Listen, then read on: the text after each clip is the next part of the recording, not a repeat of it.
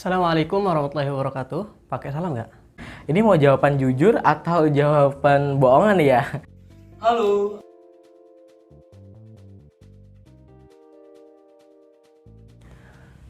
Oke, jadi di sini aku mau menjawab pertanyaan-pertanyaan yang diberikan oleh Tupai BAI FBS. List pertanyaan yang pertama, nama asal prodi dan angkatan.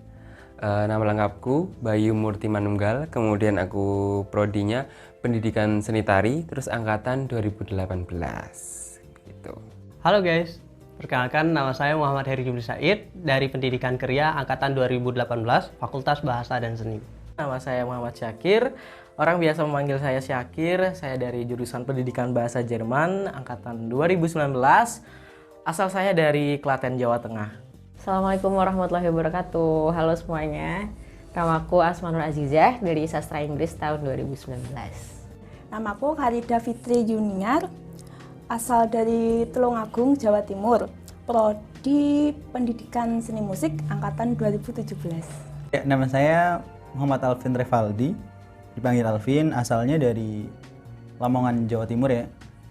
Kalau untuk prodinya, Prodi Sastra Indonesia angkatan 2020. Aku Hasbi Rahim Rahmatullah, asal daerah Sumatera Selatan, dari Prodi Pendidikan Seni Rupa angkatan 2020. Aku Nadia Tuljana, biasa dipanggil Nadia, dari Prodi Pendidikan Bahasa Inggris angkatan 2020. Aku Zulfa, dari Prodi Pendidikan Bahasa dan Sastra Indonesia angkatan 2020.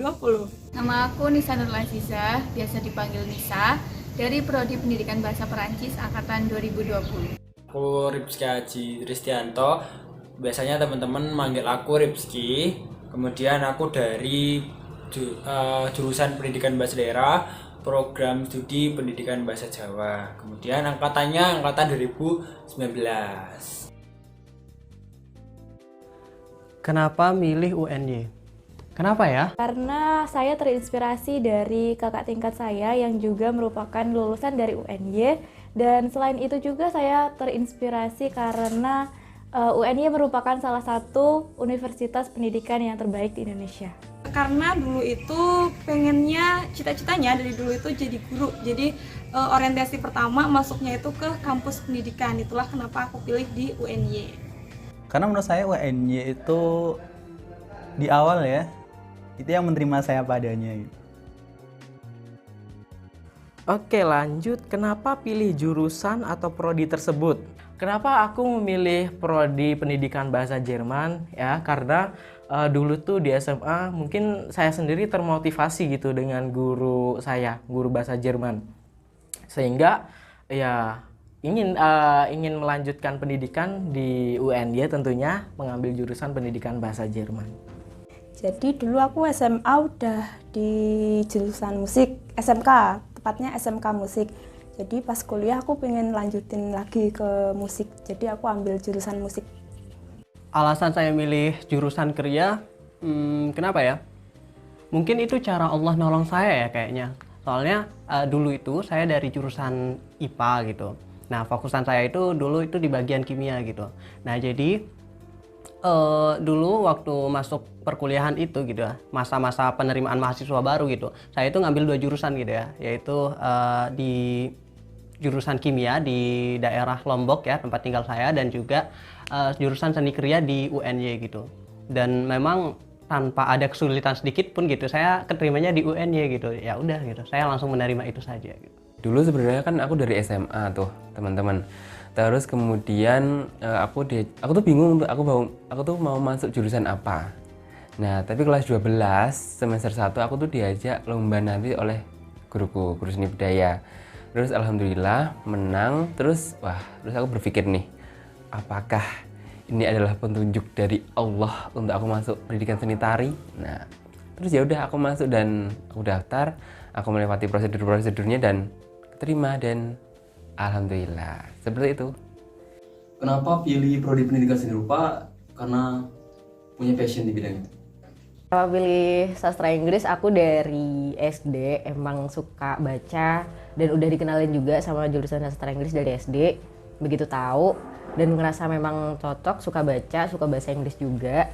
Akhirnya lama-lama mulai cari tahu lebih lanjut tentang sastra Inggris tuh ngapain, bisa kerja jadi apa. Walaupun kalau aku pribadi orientasinya emang bukan kerja, tapi seiring aku mempelajari sastra Inggris itu gimana, aku pengen jadi editor, jadi akhirnya mantep buat ambil sastra Inggris.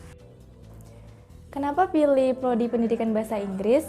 Karena saya memiliki pengalaman yang sangat berkesan bagi saya di bidang bahasa Inggris. Ya meskipun mungkin itu tidak terlalu berkesan bagi orang lain, tapi itu sangat berkesan bagi saya, dan saya juga suka dengan bahasa Inggris sejak saya berada di sekolah dasar. Untuk pendidikan bahasa Jawa sendiri itu akreditasinya sudah A. Nah itu penting banget. Kenapa waktu itu aku pilih jurusan pendidikan bahasa daerah di UNJ gitu ya. Kenapa milih prodi atau jurusan tersebut? Karena tertarik atau minatnya di situ. Memilih jurusan atau prodi yang saat ini aku ikuti, yaitu Pendidikan Bahasa dan Sastra Indonesia. Kenapa? Karena dulu yang pertama, karena setiap guru bahasa Indonesia yang aku temui itu semuanya menyenangkan. Selalu bisa membawa vibes di kelas itu, selalu menyenangkan pembelajarannya. Jadi akhirnya tertarik, dan salah satu pelajaran yang bisa aku ikuti dengan cukup baik salah satunya bahasa Indonesia. Itulah kenapa aku memilih untuk masuk dan coba mendalami di prodi ini. Karena menurut saya itu sastra Indonesia sepertinya bukan hanya terbatas pada sastra gitu ya. Kita bisa belajar lebih, mungkin terkait public speaking dan lain sebagainya juga termasuk terkait bakat nulis, bagaimana cara menjadi seorang jurnalis, ternyata juga sampai kita pelajari dan sekarang gitu kan. Dan bagaimana menjadi seorang pengajar bagi mahasiswa asing ternyata juga saya pelajari, dan saya menikmati hal tersebut. Rasanya kuliah di FBS. Kebetulan aku dulu sekolah lingkungannya bisa dibilang homogen, mirip-mirip semua. Dan begitu di FBS, kalau aku bandingin sama fakultas-fakultas lain, emang yang paling diverse tuh beragam ya. Orangnya apa aja ada. Dan itu emang yang aku cari karena dulu di sekolahku nggak begitu. Untungnya sekarang bisa ngerasain main bareng, belajar bareng orang-orang yang beda-beda dari aku, dan di sini juga aku ngerasa bisa lebih memperlihatkan diriku sendiri. Kuliah di ABS itu santai banget, karena mengingat ya orang-orangnya enjoy, terus dosen-dosennya pun juga humble ya beberapa. Tapi tetap mayoritas juga humble untuk dosennya. Terus kalau di dunia perkuliahan ya di ABS itu ya itu tadi santai, karena bisa kumpul di kantin ketika istirahat ya, lalu ya ngobrol-ngobrol gitu di depan gedung perkuliahan, jadi enjoy banget seperti itu. Ini tips hemat selama kuliah, mencatat keperluan apa yang perlu yang dibutuhkan. Misal minggu ini keperluannya buku atau keperluannya jilbabnya habis, itu dicatat, terus difokusin itu sih prioritasnya, beli kebutuhan yang udah dicatat itu sih. Kadang kan kok goda sama yang lain-lain, misal ada yang temennya beli baju baru, terus kita pengen, tapi di catatan itu kita nggak nulis, ya mending nggak usah aja deh, karena kebutuhan yang lain itu bakal banyak banget sih. Jadi itu. Kalau pengeluaran saya sewaktu kuliah tergolong banyak sih ya, karena yang banyak itu di bagian kuliahnya gitu atau di bagian tugasnya. Tapi kalau sehariannya tergantung kita juga sih, tergantung selera kalian tentunya ya. Kalian sukanya makan apa? Kalau kalian sukanya makan angkringan ya udah gitu, paling 10.000 sehari cukup gitu. Tapi kalau kalian makannya di McD atau di tempat yang tinggi-tinggi itu ya bisa dihitung lah ya, hitung sendiri aja gitu. Nah, tapi di sisi lain gitu ya, jadi yang kalau kita kuliah itu kan nggak cuma makan ya, tapi kita juga ada tugas, ada kegiatan-kegiatan di kampus gitu. Nah, kalau saya sendiri kan dari jurusan Kriya ada prakteknya tuh, ada prakteknya gitu ya, setiap semester atau bahkan setiap kali kuliah kayaknya kita selalu praktek gitu. Nah, jadi setiap praktek itu kita ngeluarin uang gitu ya. Tapi kalau dulu waktu zaman saya kuliah itu kan offline ya, jadi kita masih bisa dibantu oleh kampus gitu. Makanya ya kasihan sih yang online kemarin gitu ya, apa-apa beli sendiri gitu. Tapi positifnya ya mereka di rumah gitu ya, bisa dibantu sama orang tua gitu. ngekos di mana? Aku ngekos di Asrama Putri Masjid Mujahidin UNY, atau dulunya itu namanya kos binaan Masjid Mujahidin UNY ya. Itu tuh ada di bawah naungannya Takmir Masjid Mujahidin UNY. Sebenarnya saya nggak ngekos sih teman-teman gitu ya. Jadi saya sekarang jadi takmir masjid ya di Masjid Al-Falah Merican gitu, di sebelah timurnya FIS gitu. Nah, awalnya sih dulu saya ngekos juga gitu ya. Saya ngekos sekitar 4 bulan ya, 4 bulan. Terus kemudian saya direkrut ya, waktu itu saya nggak menawarkan diri ya, tapi saya direkrut gitu ya untuk menjadi pengurus di takmir. Ya mungkin karena saya mempunyai bakat gitu ya. Bukan bakat, tapi saya mempunyai adab yang sedikit baik gitu ya. Jadi saya direkrut oleh kepengurusan masjid sana gitu. Nah, sebenarnya teman-teman juga nanti bisa nih, teman-teman semua gitu ya, terutama yang cowok-cowok gitu, daripada teman-teman ngekos kan lumayan ya. Kalau misalkan kita ngekos sebulan berapa ya, 500 gitu ya, terus dijadiin uang jajan kan lumayan ya. Itu bisa jadi solusi tuh buat teman-teman gitu ya, jadi takmir di masjid gitu. Gimana dulu cari tempat tinggal yang baik dan cocok di Jogja? Kalau saya biasanya kemarin tuh nyari info ya, cuman ternyata info yang saya dapat itu sebenarnya kurang mumpuni karena saya mencari sendiri gitu kan, dan mendapati kalau ternyata kos-kos dia tersebut kurang cocok dengan saya gitu kan, baik itu lingkungannya ataupun kosnya itu sendiri gitu kan, suasananya. Dan dapat info dari Mas Mbak kalau ternyata ada kos yang lebih cocok gitu kan. Kemudian ya di kos di sana ternyata tetangganya Masya Allah dan lain sebagainya, itu kan lingkungannya memadai, seperti itu. Jadi kalau aku sendiri nyari kos tuh nggak asal nyari sih. Dulu aku udah netapin kriteria tempat tinggalku gimana nanti.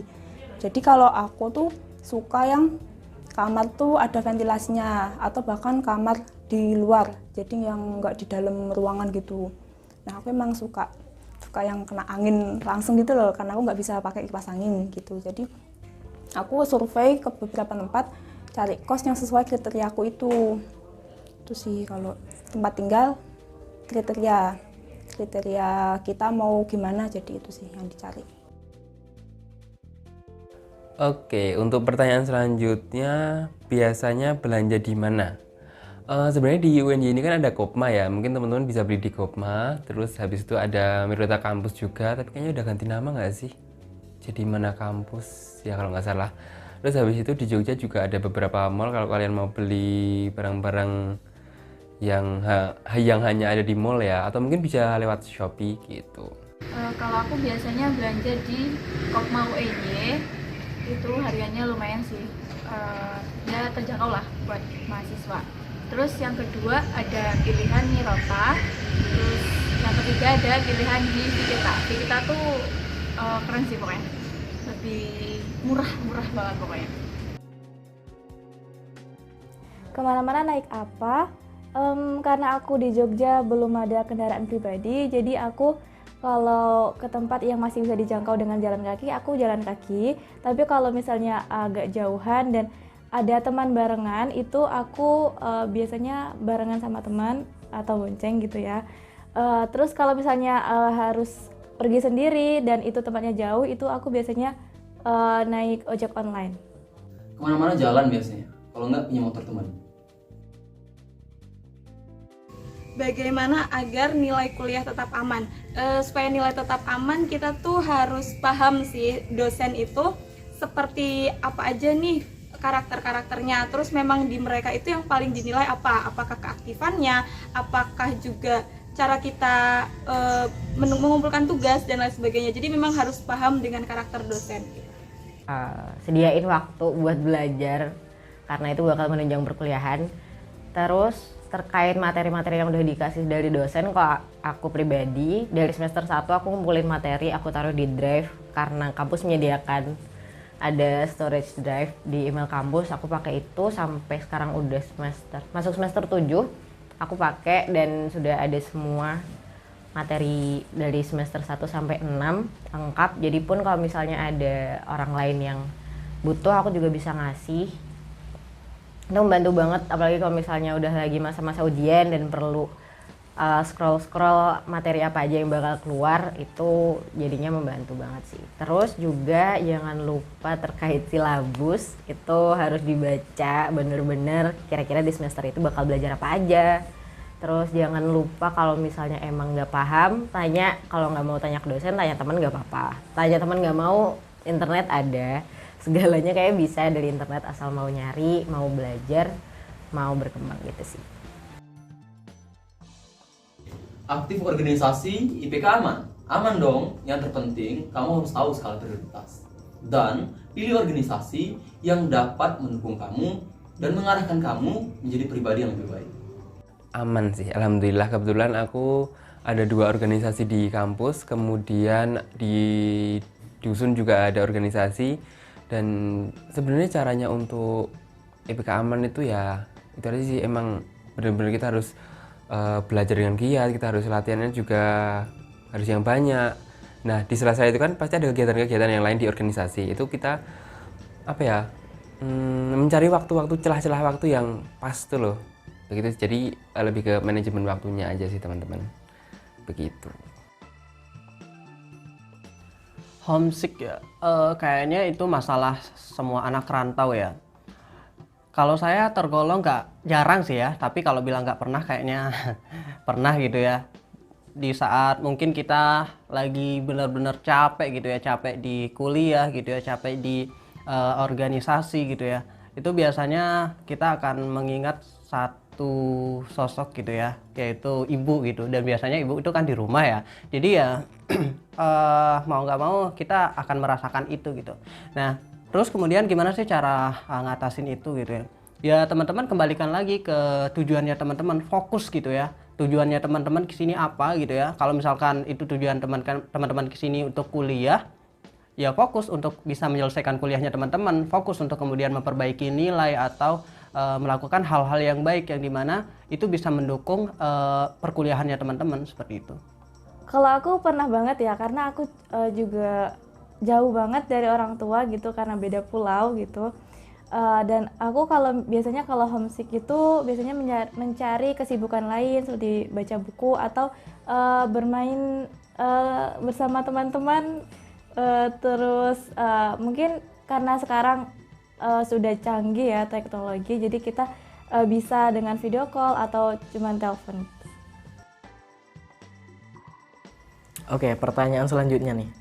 Cara agar tidak terikut tren yang merugikan diri, misalnya boros, bolos, dan nilai turun.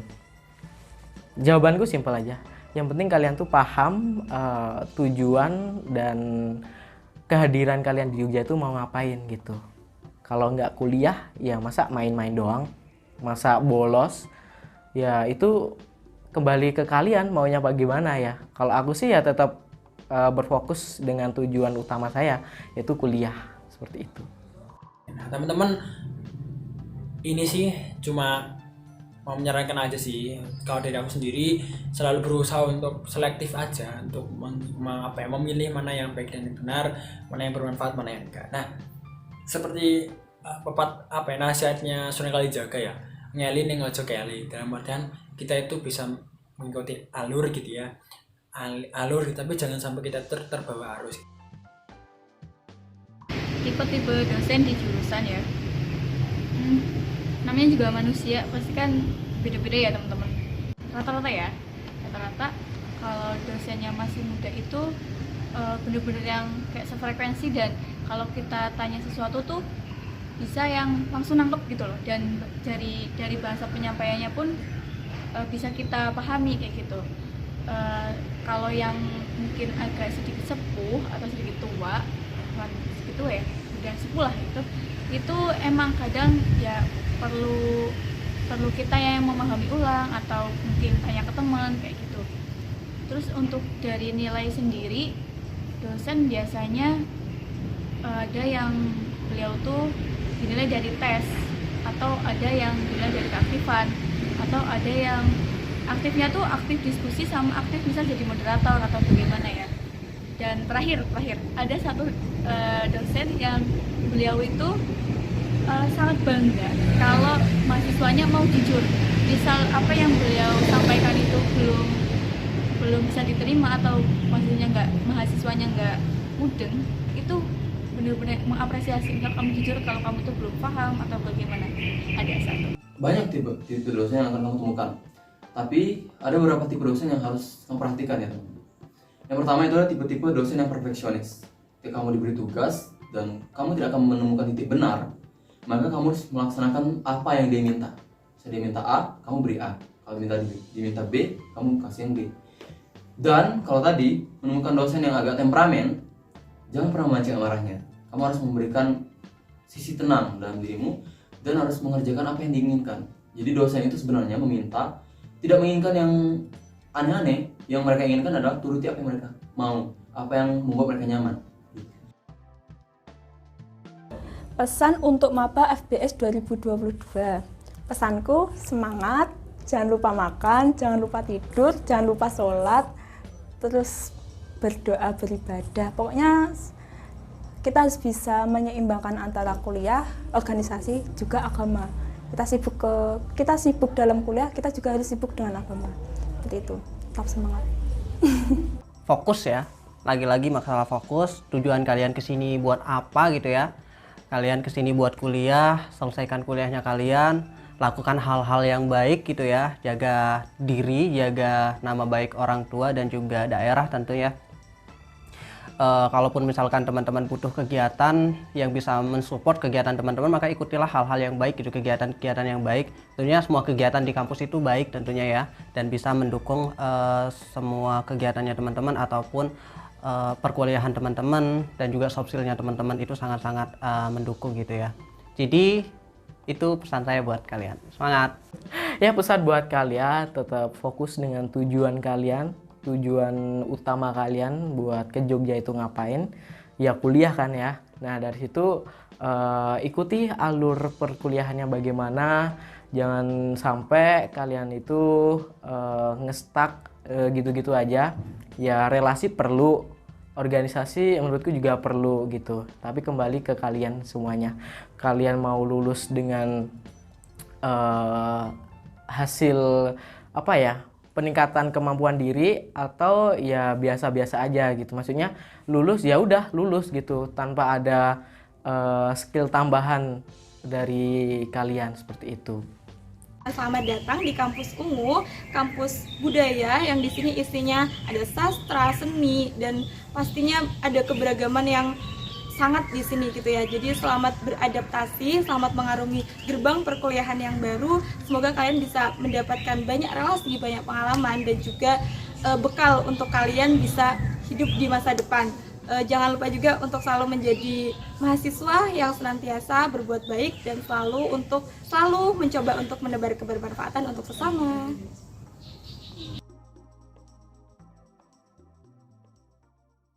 Udah itu dong.